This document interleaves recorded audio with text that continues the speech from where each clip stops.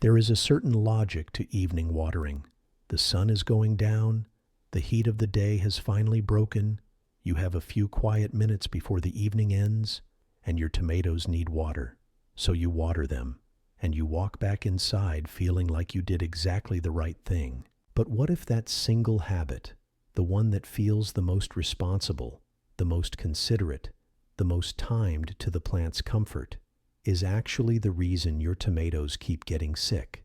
What if the evening watering routine you have built around convenience and cooler temperatures is quietly creating the conditions for one of the most destructive forces in the garden?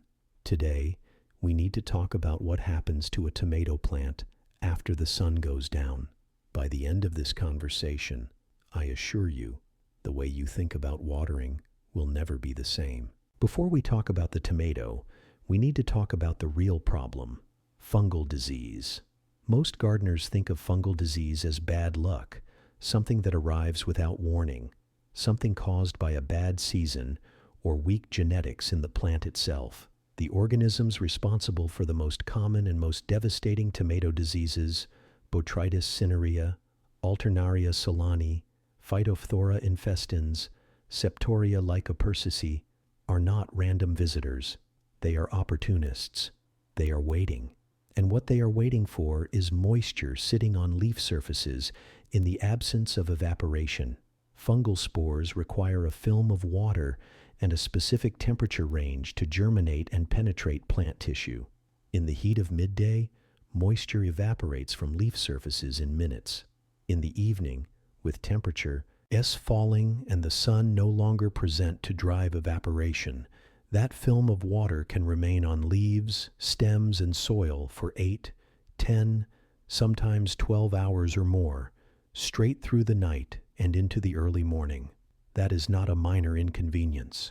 That is an ideal incubation window. Plant pathologists studying tomato disease pressure under controlled conditions have documented something that every home gardener needs to understand. The relationship between leaf wetness duration and fungal infection rate is not linear. It is exponential. When researchers measured infection rates of Septoria leaf spot under conditions where foliage remained wet for 4 hours versus 12 hours, the difference was not modest.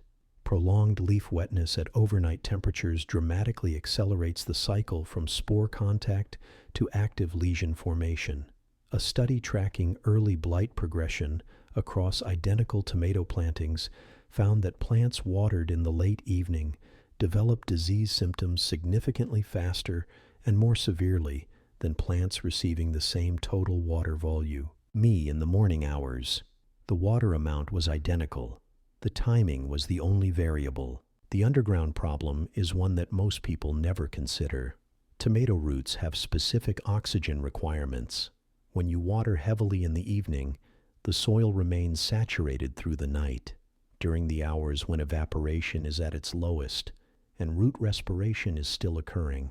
Roots that sit in waterlogged, oxygen-depleted soil are physiologically stressed, and compromised roots are more susceptible to soil-borne pathogens like Fusarium oxysporum and Pythium species, organisms that cause wilting, collar rot, and root decay. These are not problems you see overnight. They develop slowly, insidiously, and by the time your plant shows symptoms, the root system has often been deteriorating for weeks. Now that you understand what is happening at the tissue level and in the root zone, let's address the logic most people use to defend evening watering, because it is reasonable on the surface and wrong in practice. The argument goes like this: morning watering during hot weather leads to rapid evaporation, so the plant doesn't fully absorb what it needs. The evening is cooler, the soil retains moisture longer, and therefore the plant benefits more. This is partially true and entirely misleading.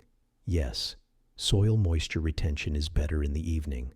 Yes, less water is lost immediately to surface evaporation, but the trade-off is precisely the problem.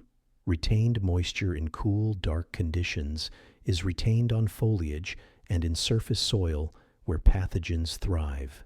A tomato plant can tolerate some water stress during the day, far better than it can tolerate 12 hours of fungal incubation conditions every single night of the growing season. The right approach is early morning watering, consistently and deliberately. Water at the base of the plant, not overhead. Give your tomatoes a deep, thorough drink in the first hours of daylight.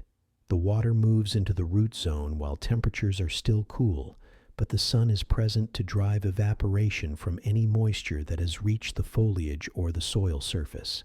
By midday, your plant's leaves are dry, your soil surface is beginning to dry, and the nighttime window offers nothing for a fungal spore to work with. The same water, the same volume, the same care, delivered at the time when the plant can use it without paying a biological penalty for it. There is one more consideration that rarely appears in basic gardening advice, and it concerns the interaction between soil temperature and root uptake efficiency. Tomato roots absorb water and nutrients most efficiently when soil temperatures are in a moderate range, roughly between 60 and 80 degrees Fahrenheit. In the height of summer, evening soil temperatures are often closer to that optimal range than midday temperatures, which sounds like another argument for evening watering.